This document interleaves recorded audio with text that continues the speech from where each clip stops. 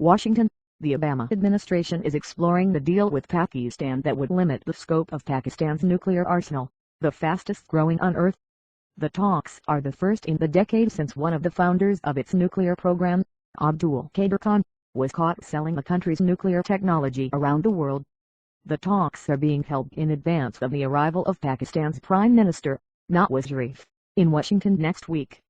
They focus on American concern that Pakistan might be on the verge of deploying a small tactical nuclear weapon, explicitly modeled on weapons the United States put in Europe during the Cold War to deter the Soviet invasion. That would be far harder to secure than the country's arsenal of larger weapons. Continue reading the main story. Related coverage. Iran meets Atomic Agency deadline for material on past activity. Sart.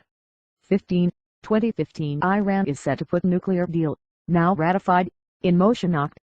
14, 2015. But OW side experts familiar with the discussions, which have echoes of the Obama administration's first approaches to Iran on its nuclear program 3 years ago, expressed deep skepticism that Pakistan is ready to put limits on a program that is the pride of the nation, and that it regards as its only real defense against India. The discussions are being led by Peter Harlow-Voigt, a longtime intelligence expert on the Pakistani program who is now on the staff of the National Security Council.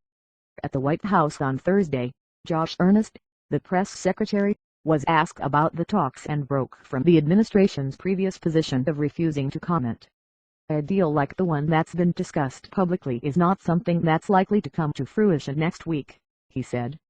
But the United States and Pakistan are regularly engaged in a dialogue about the importance of nuclear security. And I would anticipate that the dialogue would include conversation